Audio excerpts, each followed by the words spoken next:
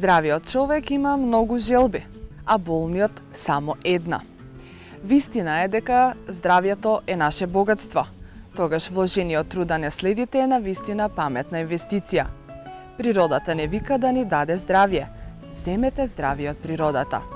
Во оваа емисија ќе се трудиме со нашите совети, кои се богатство на природата, на многу едноставни и интересни начини да го сочуваме нашето здравје или вратиме, или да го одржиме во здрава кондиција и во иднина. Добре дојдовте во светот на здравата храна, здравите мисли и здравото тело.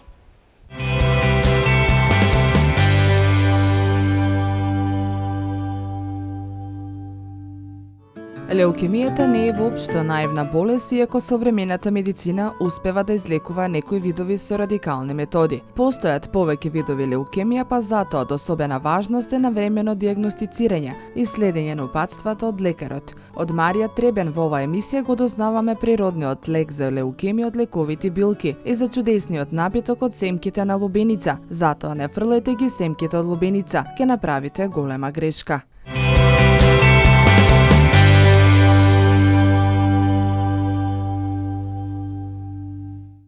Според Марија Требен, ова не е само лек за леукемија, туку представува и сеопфатна терапија за леукемија со лековити билки, па доколку сте започнале со третменот и лекувањето, внимавајте да ги следите внимателно правилата, кои се наведени во текстот: облози од шведска горчливка, исхрана, чај за леукемија.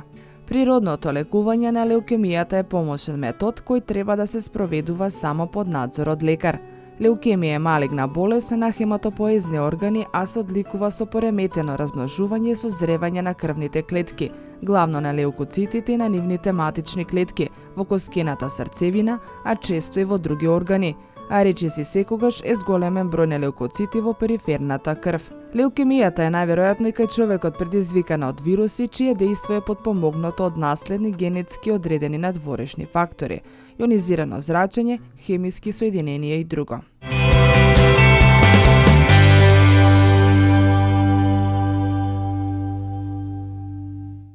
За болни од леукемија им се препорачува следната чајна мешавина. Сите билки измешајте ги заедно во единствен чај.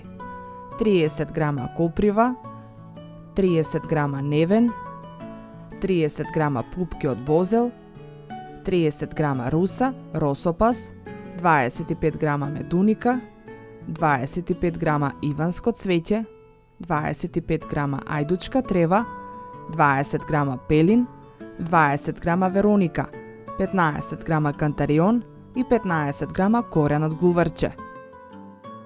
Една полна мала лажичка од мешавината се прелива со 250 мл топла вода, а по 5 до 10 минути се процедува. При лекувањето треба да се третира и слезината, како можен причинител за болеста, и за таа намена се пие чај во одголтки од јигирот. Рамна мала лажичка корен од јигирот навечер се потопува во ладна вода, а наутро се загрева и процедува. Се пие после секој обрук по една голтка. 3 мали лажички, може до 3 големи, шведска горчливка се разблажува во 3 чаши билен чај. Леукемијата е поделена врз основа на траење на болеста, на акутна и хронична, а врз основа на типот на клетките на гранулоцитна, лимфоцитна и моноцитна.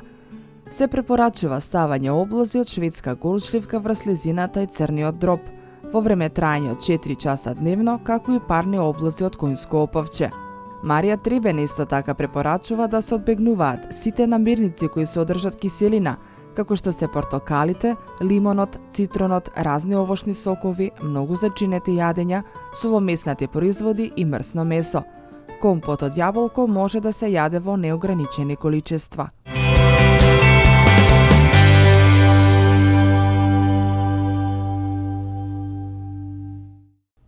Марија Требен раскажува: на почетокот на ноември кај мене дојдоа очајни родители и доведоа момче која немаше полни 6 години. Петер имаше леукемија во последен стадиум. Болеста започнала во мај истата година, со грозница и болки во нозете. Бидејќи состојбата не се подобрувала, Петер во 1978 завршил во болница, а не му се подобрила состојбата ни откако го испуштиле од болница. Кога прв пат го видов Петер, повеќе немаше коса, беше многу блед и уморен и не можеше да јаде. Имаше и црни подочници, а по целиот изглед се гледаше дека е многу болен. Детето веднаш живна после првата бања од мајчина душичка, која им ја препорачав. Водата за оваа бања се враќа во билката и се загрева уште 2 пати, па така истата количина се употребува за вкупно 3 бањи. Детето го пиеше и наведениот чај. Иако толку малечко, детето гледаше на часовникот и на секои 15 минути пиеше по една голтка од чајот. А исто така многу дисциплинирано се придржуваше и околу исхраната која му ја препорачав. На крајот од ноември родителите со детето повторно се вратија во болницата за да му ја проверат крвта. Наодот овој пат бил многу подобар, а за професорот представувала вистинска мистерија. На средината од декември на детето започна да му расте нова коса и тогаш му била направена повторна анализа на крвта.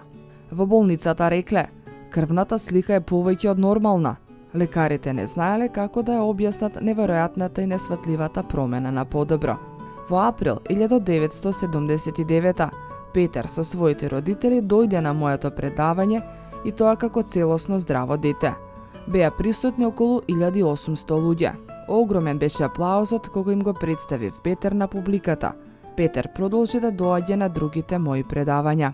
Кога ми пишуваше на Божиќ, тој се уште го пиеше чајот, а мајка му се уште му ставаше облози од шведска горчливка на слезината и вратот и го масираше со масло од мајоран, бидејќи беа зафатени лимфните жлезди на вратот.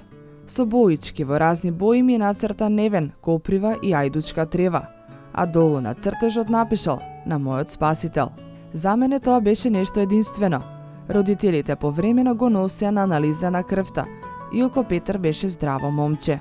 Сметам дека контролите на лекар се исклучително важни, а добро е да се продолжи со чај и облози, за да не се врати болеста.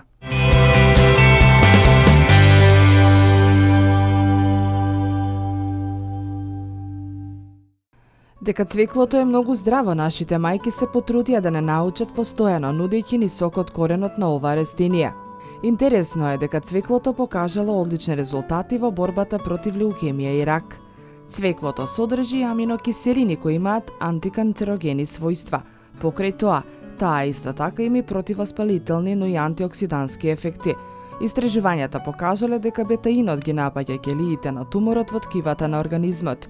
Статистички гледано, цвеклото би можело да се примени во борбата против многу врсти на карцином. Во едно истражување со терапија со цвекло позитивно одреагирале 100% од испитаниците кои биле погодени од рак. Терапијата со цвекло против леукемија и тумори е многу едноставна. Пациентот треба дневно да изеде пола килограм свежо измелено цвекло. Пожелно е покрај тоа пациентот да има препишено и здравствена диета. Најефикасни резултати се постигнуваат ако со терапијата се почне во раните фази, со постепено зголемување на количината на цвекло.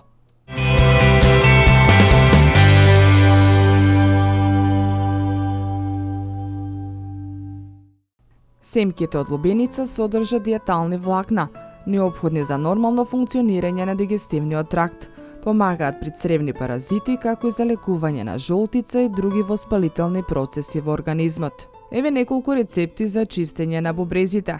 Природно чистење на бубрезите со чај од семки од лубеница.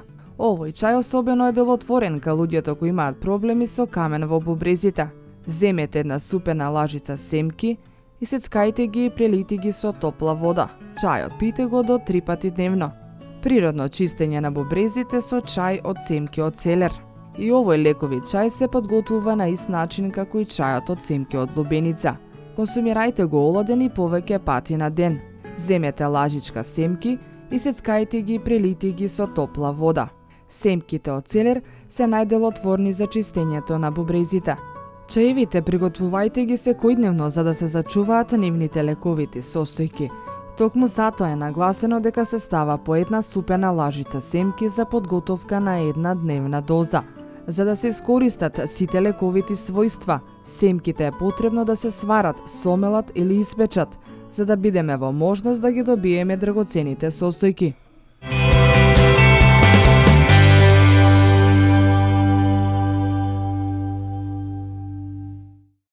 Народен лек против ешерихија коли. За подготовка на овој напиток ќе ви бидат потребни 25 семки од лубеница и 1 литар вода. Семките ставете ги во подлабок сад. Треба да врие 15 на минути. Откако течноста ќе се овлади, се процедува, па се префрла во стаклено шише и се чува во фрижидер. Дневно треба да пиете по 2 литри од оваа течност. Лечењето на Ешерихија коли може да трае до 6 месеци па и подолго.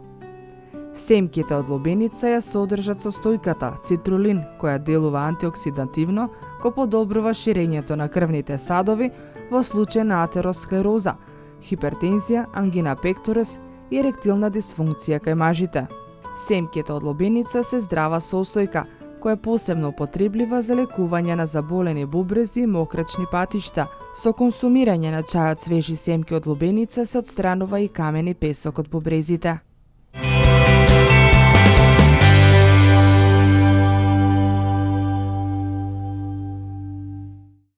Ги фрлате семките од лубеница? Грешка. Од нив може да направите чудесен напиток. Еве го магичниот рецепт. Свежите семки од лубеница здробејте ги со чекан или сомелете ги на машина, па варете ги 15 на минути во 2 литри вода. Оваа количина е потребно да се распореди и испие во текот на 2 дена, а третиот се прави пауза. Процесот се повторува на овој начин во текот на неколку седмици со исти интервали, 2 дена користење, а 1 ден пауза. Експертите советуваат во текот на летото да приготвите соберете доволна количина семки, кои ќе ви бидат на располагање за подолготрајно користење кога лубениците не се достапни. Семките од лубеница се препорачуваат и за јакнење на срцето, како и за јакнење на мускулната структура во телото. Исто така го подобруваат памтењето и концентрацијата. Одличен извор се на магнезиум, железо, витамини А, Б и С, антиоксиданси, калциум, манган, ниацин и полузаситени здрави масти.